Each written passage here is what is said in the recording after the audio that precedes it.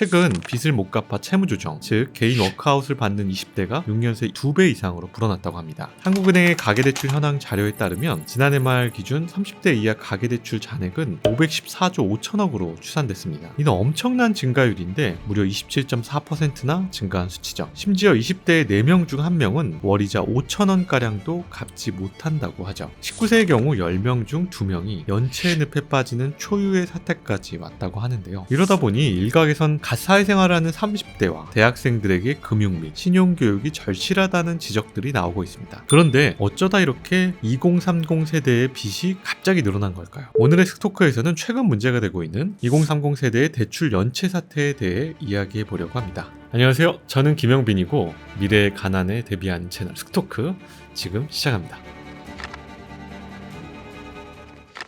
그렇다면 왜 청년들의 빚은 늘어난 걸까요? 일각에서 빚은 가파르게 늘어난 반면 취업자 수는 줄어든 상황에서 청년들이 영끌이나 비투에 나섰기 때문이라고 말합니다. 실제 신용회복위원회의 최근 5년간 채무조정 현황 자료에 따르면 5년 전과 비교해서 투자 재테크 실패 이유로 빚한감을 신청한 2030 세대가 8배 이상 증가했다고 합니다. 최근 서울회생병원이 집계한 개인 파산 사유를 살펴보면 같은 기간 생활비 지출 증가나 실질소득 감소로 인한 파산 신청 비중은 줄었지만 투자 실패 사유 비중만 대폭 늘어나는 것을 볼 때 코로나19 시기에 주식, 코인, 투자 열풍이 불어 비투로 인한 영향이 있다고 볼 수 있습니다. 자, 그럼 이 문제가 지금 얼마나 심각한 상황일까요? 실제로 금융감독원의 보고서에 따르면 20대 이하 연령층의 연체율은 0.44%로 2018년 3분기 말 이후 약 5년 만에 가장 높게, 아니 사실상 역대 최고 수준입니다. 올해 상반기 기준 개인 워크아웃을 통한 원금 감면이 확정된 채무자가 지난달 1만 명을 넘어섰고 무려 2030 세대가 그 절반에 육박한다고 합니다. 20대만 약 4,654명이라고 하는데요. 다른 연령층에서도 지난해 대비 대부분 증가세를 보였지만 유독 20대의 빚한감 규모만 꾸준히 증가하고 있습니다. 신용회복위원회는 이러한 현상을 제대로 된 일자리를 얻지 못한 상황에서 고금리, 고물가로 생활고를 겪으며 개인 워크아웃에 이르게 된 청년들이 급증한 것으로 분석하고 있습니다. 이러한 여러 기관과 통계에서 2030의 연체율과 파산이 늘어나는 상황이다 보니 한국은행도 청년층의 부실 대출 문제를 우려하며 대책을 마련하고 있습니다.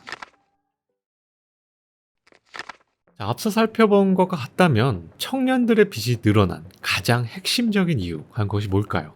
많은 전문가들이 꼽는 연체율의 가장 큰 원인은 청년 대상 금융대출이 많아졌기 때문이라고 지적하고 있습니다. 많은 은행들이 청년들을 대상으로 경쟁적으로 대출 상품을 앞다퉈 늘린 탓이 크다고 지적하고 있는 건데요. 취약계층인 청년층의 집세를 지원하자는 취지로 도입된 청년 전월세 대출 정책은 만 19세 이상 30세 이하 청년 중 무소득자도 이용할 수 있도록 설계됐습니다. 특히 이러한 상품들의 경우 카카오뱅크나 K뱅크, 토스뱅크 등 2030이 친숙하고 또 편리한 인터넷 은행을 중심으로 활성화되었는데요. 상품의 비대면 대출 절차와 빠른 대출이 가능해진 이러한 플랫폼들의 등장으로 청년 세대들이 대출받기가 더 쉬워진 겁니다. 실제로 카카오뱅크의 19세 이하 주택담보대출 연체율은 6월 말 현재 27%까지 치솟았다고 하죠.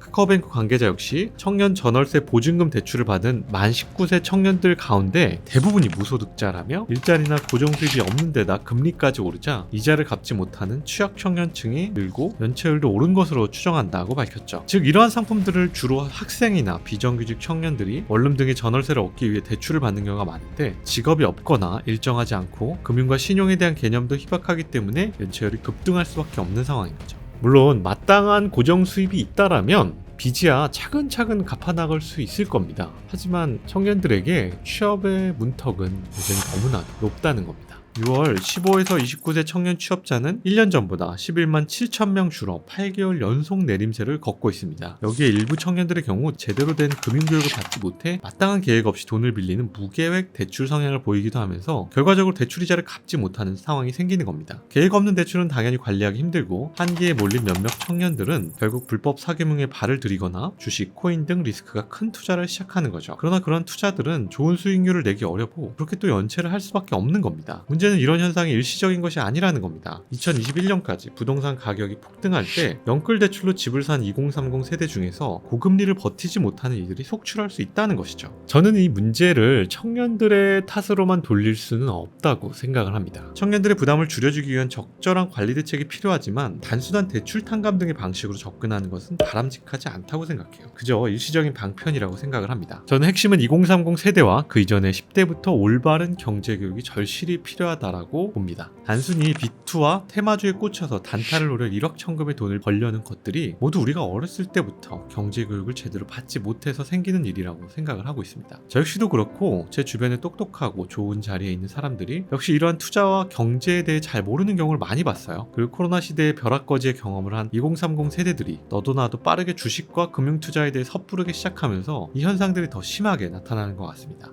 따라서 소득에 맞춰서 계획을 짜고 지출을 합리적으로 관리하며 올바른 투자 이야기라는 것이 중요하다고 생각을 하고 있습니다. 그리고 제가 이 채널에서 하고 싶은 이야기는 바로 그러한 올바른 투자와 경제 이야기로 많은 분들이 미래의 가난에 대비할 수 있게 하는 것입니다. 오늘도 스토크 시청해주셔서 감사합니다. 오늘 영상이 좋았다면 구독과 좋아요 부탁드리고요.